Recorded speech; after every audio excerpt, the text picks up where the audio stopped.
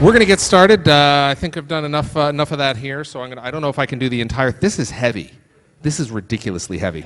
So we'll get started right now. So first of all, welcome. My name's Larry Herb, Xbox Live's Major Nelson. I work on the Xbox team. I always want to thank you. Now look at you guys. I was on the team that shipped the Xbox 360 and Xbox Live. I've been with the team for about 10 years. And I'm also obviously involved with Xbox One. So very excited to be here. There goes my nameplate. You can keep that if you want, sir. Thank you.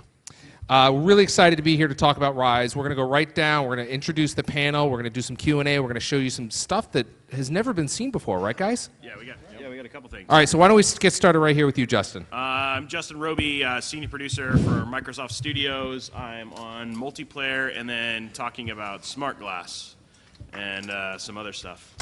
Yeah. All right, Justin. Next up we have... To my left is the best hair of the team. That would be me, in case you were wondering. I am the cinematic art director and co-writer of Ryse. So I think I actually did some work on it somewhere in there. And with the not so wonderful hair next to me. Yeah, sort of. It's a competition. My name is Mike Reed. I'm a producer at Crytek. I get involved in a little bit of everything. Sometimes beating up this guy and sometimes Justin, but it's all in good fun. Yeah. True, very true, very true. All right, we're gonna get right into it. First of all, guys, thank you for coming over. For those of you who don't know, the game is being developed over there at Crytek, which is over in Germany. Yep. So these guys flew in from Germany to answer your questions, have some fun, and take your Q&A. So let's get right to it. Who wants to field the first question? Is where did the idea for Ryse come from? The story, and take us on the journey of the development process there. Who wants to take that one? How far do you want to go back with that? If it's all the way to the beginning, Justin. Wow. Sorry, Mike. Go for it. No, Justin's been on the project longer than anybody. The longest. That's funny. So I remember what we. Oh. So I remember.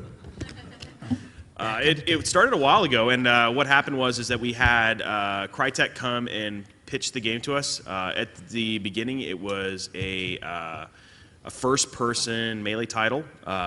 And then it eventually became a Kinect-only title, which I think some of you guys saw at E3 around about a year and a half ago when Microsoft started going to thinking about next gen. We had Crytek present to them, hey, what do you guys want to do when you think about next gen? And I don't know, many of you guys have played the Crysis games, I hope. Many of you guys might just be sitting in the seat to save your seat for the next panel. That's totally fine too. But these guys are really known for their visual stuff, and so they presented 3 ideas, and it kind of landed on the Roman third-person action game, and that's when Peter took over and can take it from there. So it originally was like a medieval game, and then it became Rome. Now, how many people have played Crytek games? All right. All right, you go. He's got some fans out there. Talk a little bit, who can take care of this one? Tell me a little bit about how controller and Kinect and the decision or the design decision around using those. Okay. Originally, when we talked about the Xbox 360, Crytek, being known for their tech, really wanted to nail what Kinect for the core meant. They felt as a technology company they could nail that. And then the design decision to move when they wanted to go to a higher visual fidelity and really just nail graphics, feel, and story, they wanted a different approach, and so that's when it went from using Kinect in a way that felt more appealing to how they told the story. And so then it became more of a controller-based game at that juncture. But there are still Kinect elements in there. Let's talk about what that is, and if you can talk through that a little bit. Yeah. So we have a couple of interesting things. One of the things that we'll talk about a little bit later is we actually have Kinect control of SmartGlass, which is really interesting, and then Shavat really wanted to have it feel like when you're commanding troops, being that guy who's yelling and saying those things like rally, fire archers. So it's more around the command of your troops, and that's really where the connect elements, those connect elements fit in, right? Right, Michael? Yeah. Yeah, I would say that's probably where it's going to. And then, I mean, over time, I mean, it's not to discount Connect in any way. I mean, if you've seen any of the demos and stuff that Microsoft's been showing off about the Connect specifically and where it's going, I think over time and over the next couple of years anyways, you're going to see those developer kits become a lot more powerful and a lot more Connect integration. But it didn't really go with where we wanted to go with the game, and moving into the next generation with Xbox One, you know, it didn't really fit in with that at that point. So we've integrated that into the game, but at the same point, we didn't want it to feel forced for the gameplay itself. Yeah, Connect's working right now, and it can tell that my heart rate is going pretty fast, and I'm actually sweating at 20 droplets per second. And if you want to, It is. And that's not crazy. even playing the game. that's not even playing the game. That's normal. It's normal. Let's talk about the core elements of Ryse and the story, obviously without too many spoilers, but tell us about the story and what we can expect in the game. Well, when I got involved with Ryse, the story was already sort of formed in the sense that there was a treatment. And the way we approached it was very much like you would approach a movie. So from the get-go, we really wanted to put emphasis on the cinematic experience. So what we did is we said from the get-go, let's do this the way we do a movie. Let's not, you know, have a cool character and some fun gameplay and then try to like shoehorn some story into that. Let's start from the beginning. Let's, you know, design a story, design a character that fits with that story and build a world around that. So that's what we set out to do when I joined, and we basically wrote a full screenplay that takes you through the journey of Ryse. And the story itself is a story about Marius Titus, who's a Roman legionnaire, and we meet him as he comes back to Rome after basic training, so to speak. And his family gets killed in front of his eyes, and he sort of sets out on a journey to the furthest reaches of the empire to sort of get his vengeance. To exact his vengeance on the barbarians that kill his family, but there's always a twist.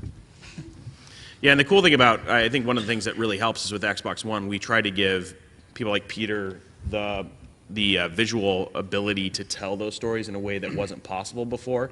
And we'll talk a little bit more about that when we talk about performance capture and things. But, Peter, I remember when he first did his introduction, he stood up and he says, hey, my name's Peter Gornstein, and, I don't want to have video games where it's like, hey, I'm happy to have you here, and like having all robot. He was really big about making sure that the animation and the cinematics and the performance capture really sold the story. So that was an important part of him when he thought about that. Yeah, I think at my job interview, you guys asked me, so which games do you play? And I was like, I don't play that many games. I'm a film guy. And they're like, we want you.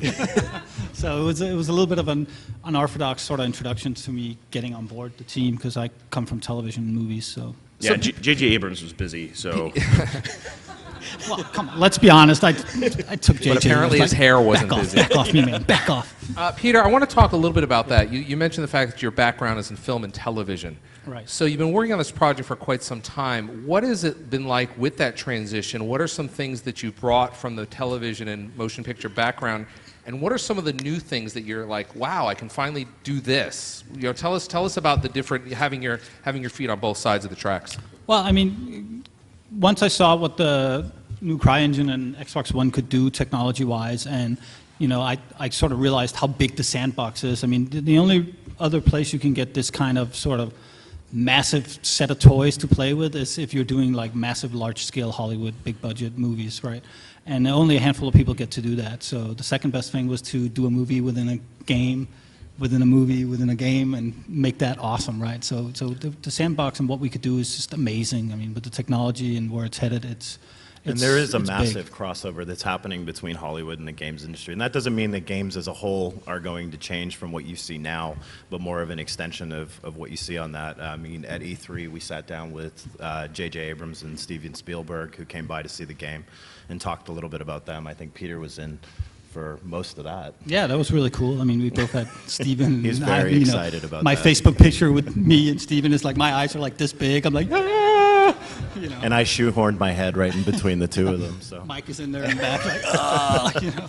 So yeah, no, it was cool. I mean, I had a talk with Steve, and he was like, "Yeah, it's really scary to do performance capture," and I was like, "Yeah, it is." Now, Peter, I want to talk to you, well, actually the entire panel here, because it's vastly different writing and developing a video game that is a motion picture. I mean, we've all been to the movies. We sit in a room just like this. We stare at a screen that's behind us for 2.5 hours, and then you leave. Versus video games, where you, the player, is at the center of the action, and you have no idea when the player comes into a room or an area if they're going to spend 10 minutes in here, which took 2 or 3 months to develop, or is the player just going to go whoop, right through and go to the other side and continue moving on with the story? I mean, it's very different from a storytelling and in a technical perspective. Right. Talk about that and the challenges there.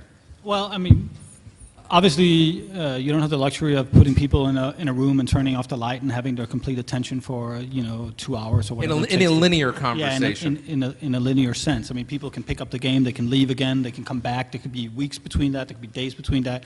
So you really have to make sure that you're always story-wise keeping the audience with you on that trail, right? So you kind of have to be a little less subtle, I would say, sometimes in terms of the story, and you have to recap your story, right? So you don't want to lose your audience and have them forget what the story is about. So we put a lot of emphasis in, without being too on the nose, as we say, just to really sort of play the story in a way that it would be easy for the player to pick it up again in case they've been away for a while.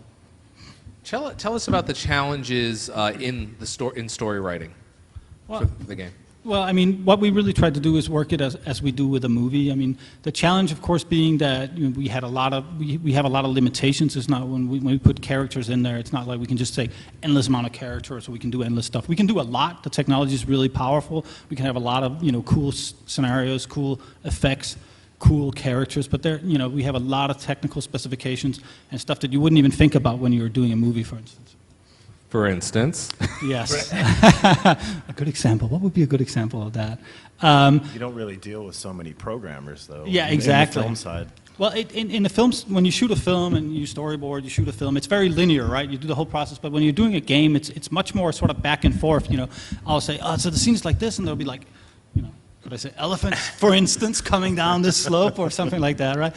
And then people come back, yeah, that's not going to happen for so-and-so reason. They go, yo, it's got to happen, and you got a big back and forth about that. So if that had been a normal film, you would have rented 5 elephants, and you would have had them run down the slope, and that would have been the end of that, right? So there are challenges moving back and forth. It's very like doing video games is sort of more of a 2 steps forward and 1 step back. So it's just like games. It's not a very linear production form. It's back and forth. But when you're writing for characters, you also have to, that's one of the strongest things. I mean, we've all played games where the game looks great, but the characters kind of suck, and you kind of put your controller down, and you're like, I'm done with this. Whereas we play these amazing emotional experiences, like a BioShock, where you get so invested in the characters, or a Mass Effect, that you have to keep playing. And that's a challenge too, is to create these compelling characters and have them come to life off the screen. Right. I mean, one of the reasons why I got really excited about the project was that with the new CryEngine and with Xbox One, you could finally get the fidelity and the facial animation in on the characters, so you can develop a really strong emotional connection with the character, and that was hugely important moving forward. I mean, there's nothing worse than watching a character that doesn't show any emotion. I mean, one of the things I really wanted to focus on was like people investing in the character. So we spent a lot of time developing the story, making sure the characters were three-dimensional, that they had real conflicts, real issues to deal with, not just like I'm saving the world kind of stuff. Yeah. I want to talk, at E3, we saw one of the characters, Marius. Tell us about some of the other characters and what we can expect in Ryse. Well, I mean, there's a huge sort of palette of characters. We have the Emperor's family, his brothers, his son. We have like a various series of barbarians. I think that's Marius, the hero. We might want to turn down the light for that, probably. Oh, yeah. I'm sorry, who are we looking at here? This is Marius. That's the main character. Right. And this is sort of a later stage in the game where he's sort of become a general. So a lot of the story is about his rise through the Roman army. And of course, he meets a bunch of interesting adversaries that he's got to fight in order to sort of achieve his sort of look at that armor. His general status. Yeah, another one of the challenges that we faced is the Roman experience is a pretty well-trodden road. I mean, it's been done a lot of times. So when we sat down, one of the challenges that we really faced was how do we make it Roman but still make it unique? And we decided early on that in order to do that, we really needed to sort of step out of the box. And we early on married, in collaboration with Microsoft, we came up with what we thought was a really strong design profile for Ryse, and we married Art Deco with classical Rome, which I don't think has ever been done before. And it took us a long time to sort of get it, but when I think we finally got it right, we really came up with something that looks uniquely Roman, but also looks very uniquely Ryse. And we also started off with the game being more of a historically accurate sort of thing. I think Peter went back through that, and given the limitations and where we wanted to go in the future with the story and the elements in here, we moved away from that. But we still inherited a lot of things like the various individuals and historians we brought in to talk about the combat and the look of the armor and certain things that were of that era. And we kind of combined that into our own sort of pieces. So I just want to point out, these are in-game captures as it exists right now. So do you have another one for us, or do you want to roll the trailer? We can roll. Which roll the trailer? Cool. So this is a brand new trailer that we have not seen. It's Justin, do you want to tell us a little bit about it, or who wants to talk about it? Which one are we showing? We got two of them. That's a good question. Yeah, so we're going to show Damocles. they're going to show we'll show the Damocles piece. So what are we going to see here before we Well, roll? our main character Marius kind of gets some words of wisdom as he sets out on before his father is killed, and his father wants to tell him sort of a moral tale about how he should live his life and what to do. And this is actually a world premiere, so we're really excited to be showing you guys this. All right, world premiere video right here. Yeah, there we go. Keep changes. There we go. That was not it.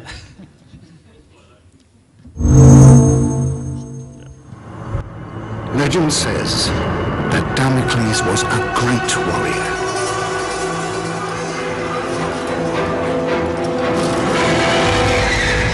A revered leader in a vast army.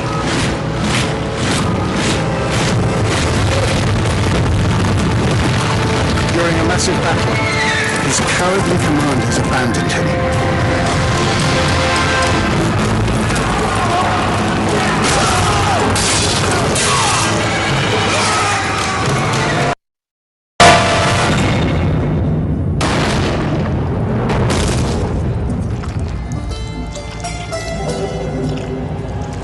When the slain Damocles arrived in the underworld, Nemesis, the goddess of revenge, was enraged at how the brave hero had been treated. She allowed Damocles to return to the world as a vengeful spirit, a ghostly, black-armored centurion, who would hunt down and kill each of the generals who had wronged him.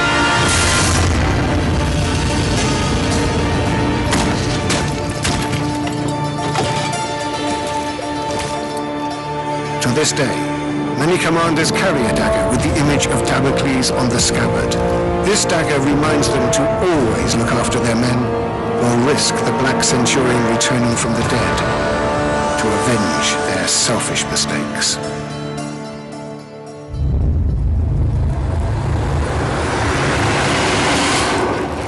All right. Thank you for that.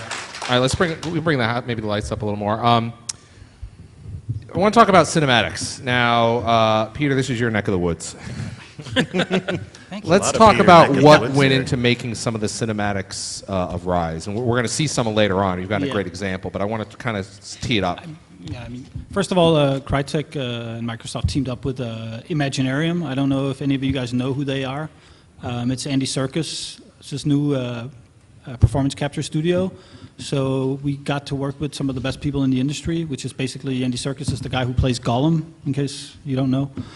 Yeah, it was pretty spectacular. So we really worked with them in trying to push the technology to its furthest limits, and we used the exact same crews and the exact same people that just came off the Hobbit, basically, and Tintin, I think. Mm-hmm. Yeah, so it was an amazing journey, and we really sort of pushed the actors. We went through a lengthy casting process. I mean, technology and performance capture right now, even for video games, is at a level where you cast the full actor. You basically cast, before you used to get like a stunt guy and a different voice and, you know, somebody else to do, you know, the modeling for the body, and you'd sort of mix it all together, but that's not the way it works anymore. With the new technology, we need to get an actor that's both the voice, the body, and the face, basically. So it's a brave new world, and as we sort of push the technology, we have scenes where we have in Ryse playing, where we have up to, I think, 12 story characters being performance captured at the same time. So it's very much like a huge play when you direct it, right? You have all these actors, they're all being performance captured at the same time, playing the entire scene, and that's a really incredible way So to you're work. actually doing it on stage with all the actors there. You're not piecing, you don't take No. them all and digitally assemble them at post. No.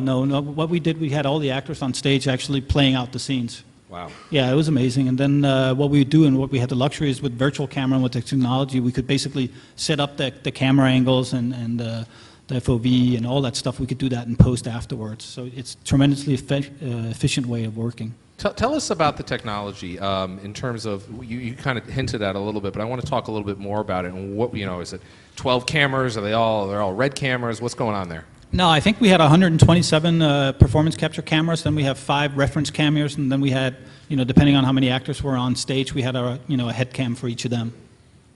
That's incredible. Yeah, it's an amazing amount of technology. Well, it's not just incredible, but for anybody who's ever shot video, you know, like, oh, okay, if I shoot a little video, that's nice. But if I shoot 2, oh my God, I got 2 sources, 127 versions of the same scene, you know, and you have to kind of make it all work together and figure out. That's a hard gig. Yeah, and it's basically guys and girls standing around in a room with, you know, cameras all around in spandex and with little light bulbs on them, right?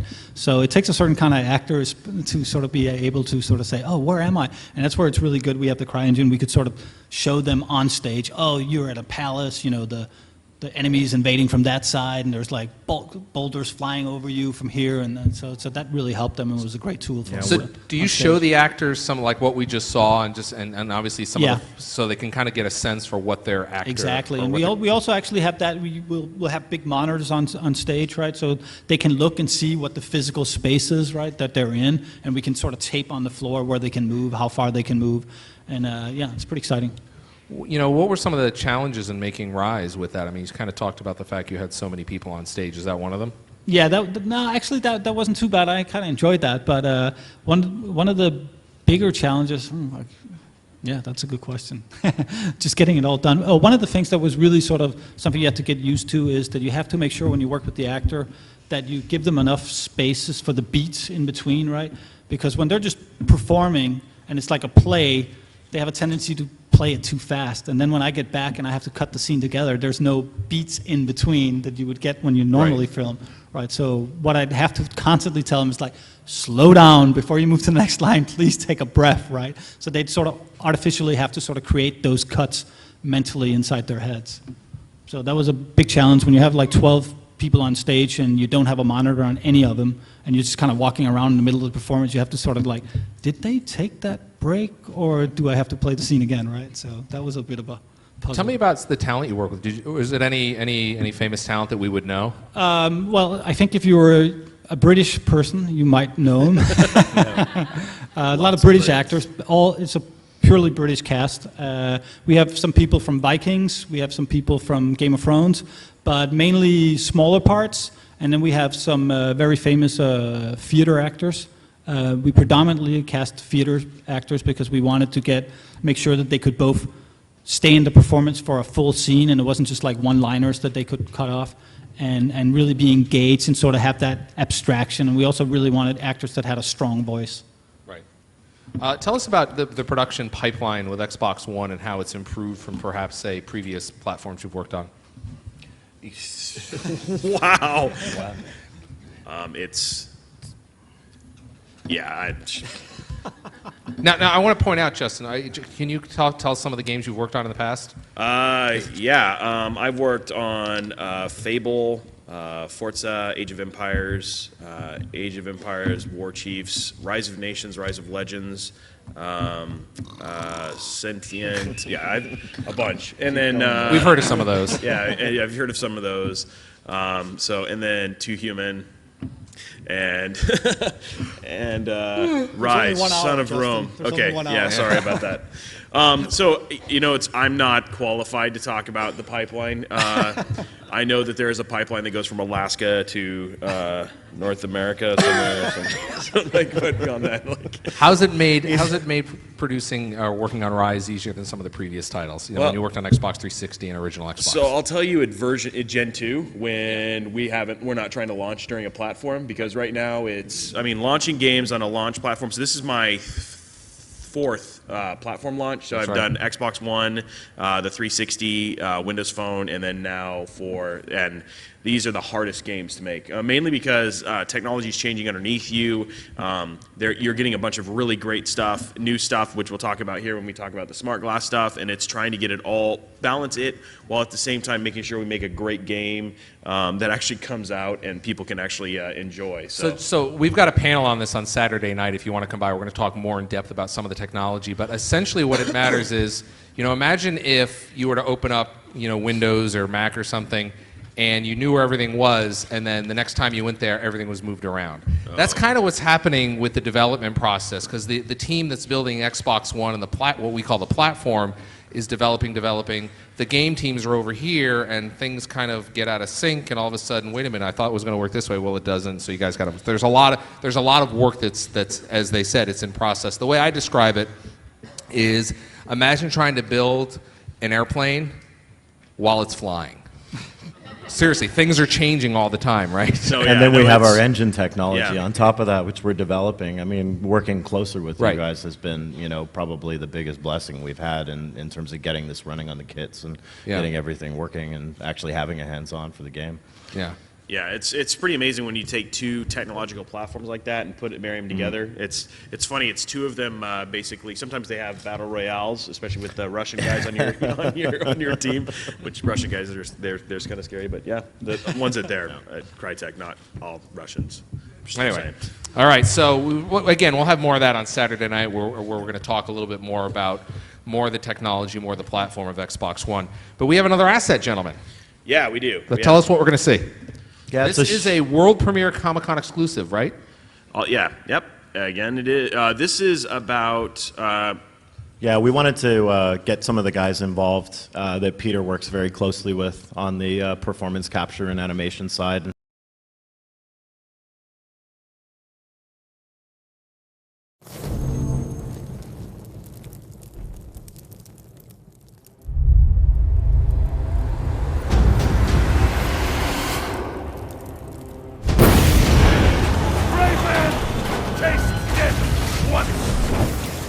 Cowards! 1,000 times over! And we have already spilled barbarian blood! And we know they bleed as we do!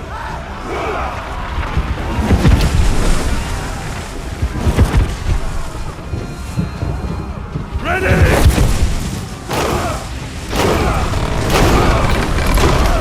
On me! Move!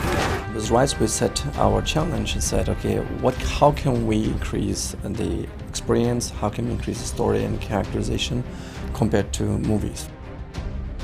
We really wanted the next-gen experience to be closer to the world of film. We really wanted to achieve that emotional depth for the characters. But for the first time, we're really allowed to take a lot of these film techniques for building characters and building rigs and apply them to games. Well, we were fortunate on Ryse. We got to work with Imaginarium, and if you don't know anything about Imaginarium, that's Andy Serkis's new mocap facility. Andy Serkis really revolutionized performance capture. I'll hold them off until the ship is cleared. No! You have to go. You must live. The Senate will listen to you. You're a commander, they have to. When casting Ryse, we looked for theater actors, or actors with great amount of theater and television experience. Now go! We wanted people that could stay immersed in the scene, the whole scene, because when you do performance capture, you really let the scene run for the entire span of the scene. We don't cut up for individual setups. So it was important to us to really get people that could strongly abstract and really live inside the world that we were creating. By doing that, we were able to really kind of keep players engaged, keep the story the focus. A lot of people look at the things we have and they see these emotional beats, and without that pre-production, that work that we put in, we would never have grasped that. So with Ryse, we're able to capture all story characters with full performance capture. That means face, body, and audio. And we had up to 12 characters at the same time on stage giving a performance. That was an incredible experience. Performance capture allows us truly to allow an actor or a stuntman fully perform the soul of a character, not just body language, but he can implement all his emotions, all his anger, and we can translate that in true virtual life instead of just animation. They have no honor. These vermin dare to stand against the might of Rome. They deserve to suffer our retribution. It's more like theatre than film in a way, because there's this 360 capture of all the cameras from every angle. You man! Grab the rail! So you do get that feel of theatre, and it's a raw emotion from every actor all the time. What you see while you're playing the game, the Marius that you see that you are playing with, I mean, he has over 700 joints, he has over 230 blend shapes in his face. He's got multiple layers of simulation for his cloth, for his leather straps. This is stuff that just wasn't possible on previous hardware generations. I mean, a traditional last-gen rig, you get, high-end wise, you get 60, 64 joints or bones in a face, and here we just shatter that. I mean, we quadruple that number. Our target was to increase the emotional quality of gaming.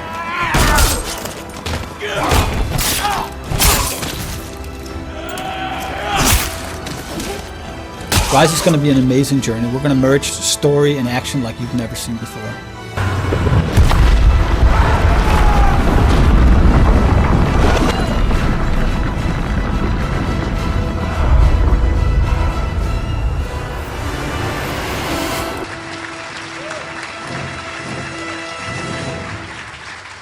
Wow.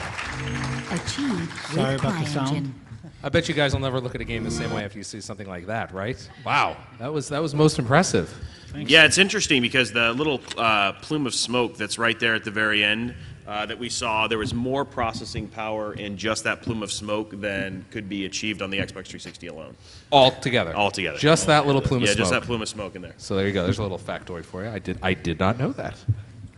So let's talk a little bit about SmartGlass, Justin. Oh, SmartGlass. So SmartGlass, those of you guys using SmartGlass with any Xbox 360 games now, it's awesome. I mean, we've seen some games do some really interesting things about it. It gets way better with Xbox One. Yes. I think, and I'm underselling it, aren't I? Yeah, no. So it's funny when now with a lot of that stuff being built into the platform, we had a real opportunity, and there's a couple games that are showcasing that now with launch. Dead Rising's doing some really great stuff with their integration, but we actually, with it being integrated in Xbox One, we really wanted to build something that again accompanied the Ryse experience. And so what we did is we took the entire Ryse UI and we separated it out as a SmartGlass app. That's user interface. Yeah, user interface. Sorry. Yeah. Sorry. Talking to Acronyms. Yeah, acronyms. So with the TLA and the SDA, we mixed the UI with the MLA, and we got the SBC. So if you get that, we're cool. Thanks. All right. No. Now in English. No.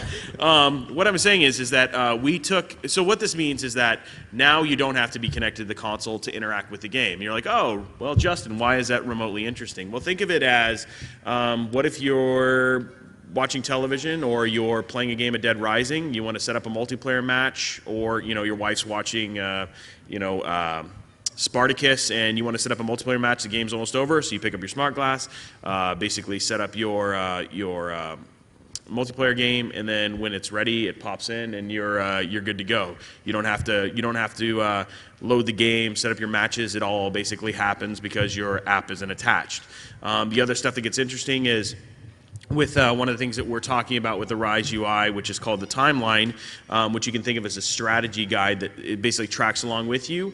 You might want to jump on the timeline, figure out where your friends are, check out any game DVR videos. So I just want to point out what we're seeing on screen here is basically SmartGlass for Ryse. Yes, is what correct. The current build of what you guys This are is showing. what the current build is showing. So again, yeah, you can sit there, you can see where your friends are. So I'm my only friend in this case. And then I can check out the details of my friends, see what they're going. But I mean, this is all stuff I don't have to be connected to the console for anymore. So, you know, whether somebody, I want to check to see if I'm actually where I am, I can do all that stuff. At the same time, I can look to see, you know, hey, I'm going to come back. I want to check out and figure out what I'm going to do that night, what achievements are ahead of me, what secrets. So I think the point is that you can actually pull this up. You're sitting at work, you pop open SmartGlass, and you can start diddling around with Ryse, or some other titles as well. Yep. So you don't have to. Well, that's what he means by you don't have to be connected like you do today in terms of directly to the console. It connects up to the Xbox Live service, so it's a much richer experience. Yeah, and the cool thing is that with the stuff that the story elements that we've built, that Crytek's built in, things like their digital, they have an in-game comic, things like music and dog tags and other story elements. Now we have rich experience. Yeah, that's awesome. Yeah, it's all tied in, so you can totally look at that stuff, view it in its glory without necessarily having to worry about doing it while you're on your. But it's not a forced experience though either, which is and it's a huge step up from what we saw on the 360 as well, with having the integrated menus in there and a great supplement. So this is really just to let everyone in the room know. This is really a platform, and we'll talk. Justin's actually coming to the event on Saturday night. The session on Saturday night is going to talk more about SmartGlass. That's the framework, one of the elements that we built for Xbox Live. And I would want to point out, Justin, I know for a fact you're on my friends list, so I should be showing up there, right? Yes, you are. Yeah, you are on my friends list, Larry. Yeah, and then beyond that, it's also the other stuff too. Is that we talked a little bit about the multiplayer, which we'll talk about at Gamescom. I'm the multiplayer producer. I'm excited about that. But I mean, it's just we have some very great. Content and stuff that'll be in here. In fact, one of the big Comic-Con exclusives is actually built into this. Which is we have a digital comic that is it should be, Rod, is it up? Is it working? Oh, it's working. So if I click on this link. This is actually live code. Oh, I'm not connected. Oh, that was terrible. You need to be connected. Yes, I have to be connected. Yeah, which is working where if you look, this is done by IDW and Sammy, Makonnen, who's of Hellraiser and Dead World, did the art for this. It's an interactive comic that's online. As you go through it, it's really cool. You should check it out. I'll bring it up here in a minute. But you can find gold that is actually in the comic. There's gold hidden throughout of it that you can use to spend in the actual real game. So as you go through, you can bank it and wait until it launches and you're good to go. Yep. Now, if you're not interested in the virtual, we have real comics. Yes. We actually have. Yeah, we have real comics that we'll be giving out. Let me get a copy of those. So when you leave, make sure you pick one of these up. These are really, really limited editions. Like they basically just printed it. And this is Crytek's PR manager, Frenzy. So this is Thank you, Frenzy. Woo! Thanks, Frenzy. Give her a hand. Woo! Frenzy! So you can see this right here. It's really a beautiful comic. And again, you can only get these here at Comic-Con. Of course, the digital version will be available everywhere else, but you can get this here. So we'll have those queued up at the exit as well. I want to kind of bounce back a little bit and talk back about combat. Mm-hmm. How does the gameplay and the cinematics, how do they kind of flow together? I think that's kind of a mixed question between Peter and I, and I'm sure he fights with the gameplay guys, and I don't like that, and he likes this. But it was really having the flow between the cinematics and the gameplay and the action sequences flowing together with one another, and not really breaking that immersion. And I think that we've done a pretty good job of making those seamlessly work together, not only in the cinematic pieces, but also in the combat that we've built into the game as well. I want to talk, coming out of E3, anybody who was following some of the press out of E3, there was some questions about the QuickTime events. Mm-hmm. Can we talk about those and what they mean and so forth? Let's talk about that. Right. Thanks, Larry. So yeah, I didn't say they were going to be easy questions. I know, I didn't think so. So in terms of QuickTime events and what we've been talking about with this is, so what we showed at E3 was really like a small slice of the combat and what the final combat's going to be. There was a big focus on the visuals and tech coming into E3 and actually getting it up and running on the boxes and having it playable for E3. Kind of like because of what we talked about earlier. Yeah, exactly. I mean, the whole plane flying bit and, building a plane while it's flying is, it's a tough thing to do. So we looked at the combat and we said, there's a lot of systems that are not finished in here yet, so we had to come back and find a small slice that we could bring into the game itself. And we did that, and there was a few negative things on it and some positive things on it. And we've seen people on the floor playing it, and we've had a very positive reaction to that. But at the same time, I don't think we've done a great job at explaining where we were going with the combat in general and where that's kind of going to. So without dragging this out or having that and having any visuals to show at this point, but as Justin was saying, later on at Gamescom and PAX this year, we decided not to do a brand new demo, but focus on working on that piece so that we'll have something a lot more robust to show on the combat and exactly how it works. Awesome. All right, we're running out of time, but I want to make sure we get to your questions. So there's a microphone there in the middle, and if you have a question, step up to that, and we shall do a Q&A. No, don't be shy. Don't be shy. You can just come up and talk directly. These must be all the people Glenn paid. Step right. If you can tell us your name. My name is Ryan. With a lot of games where you're going back in history, the maps have been kind of small.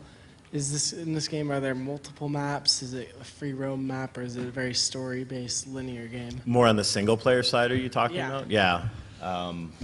I mean, it's a cinematic action adventure game, so I think it's not open world. It's not that you can go anywhere. We keep people on a path, and then we give you, choices and decisions that you'll make in the action as you progress through it. I mean, the maps they're quite large.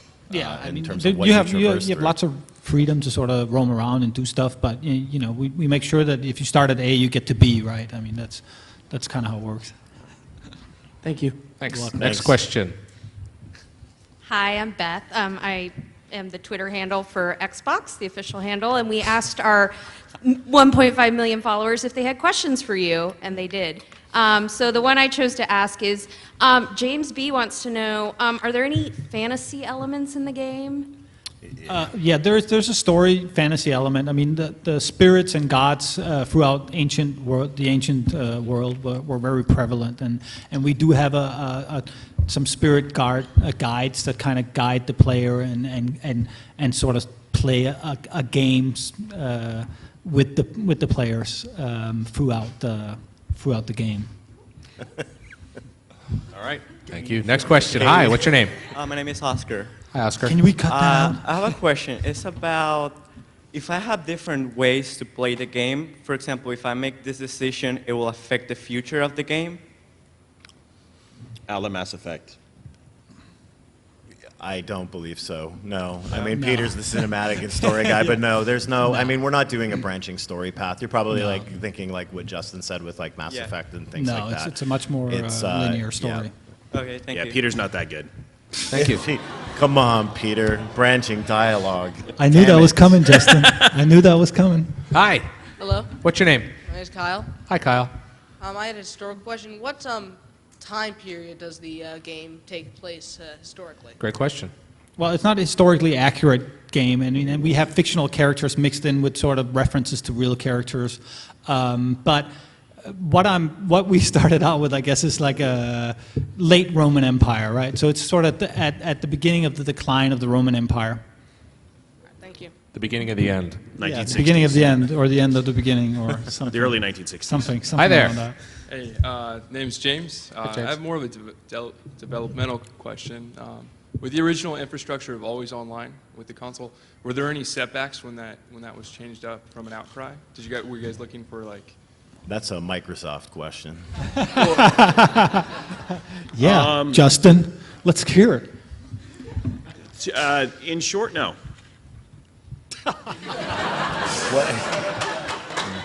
Thank you very much. In short, no. Next question. Between the comic and the trailer you showed us, we're seeing an awful lot of this Centurion in the black armor. we going to be seeing more of him in game, perhaps as one of the spirit guides that was said about earlier? We could tell you, but there's a guy there to have to kill you. So we have gladiator fights at the Hyatt. We do actually. No, I mean, I guess I can reveal Yeah, a little do it. bit here. Yeah, okay, I'll reveal something. I'm good at that, I heard. There could be a chance that you might be playing a black armored centurion at some point in the game. Yes, that could happen. In short, yes. In short, in short, no. I'm just kidding. Hi. Hi. I was wondering, with the multiplayer, where are you planning on going with that? Like, So Roman Coliseum, not the way you think. More at Gamescom. okay. Yeah, there'll be. So can you talk a little bit about the Coliseum angle? Because that's actually really interesting. No, I can't. I would love to. Like, I would love to, but that guy Ryan, who's See him? that? Yeah. He's like, no. He's got like basically what happens at Microsoft is we get these collars installed in our neck, and then if we say the wrong thing, I just bleed. And I have a family and kids. They're cute. Did I mention there's free comics? We'll have some good variation in there. At Gamescom and PAX, we're going to have a Yeah. ton to show on that, especially Yes. in going deeper into the combat. It'll be awesome Awesome. because I worked on it. Well, listen, guys, we're going to wrap it up here. I want to thank everybody for coming here. Make sure you get your free comic. If you want to play Ryse, we've got a build over at the Xbox Lounge right at the Hyatt. Thank you very much for coming. Thank you, panelists. Thank you.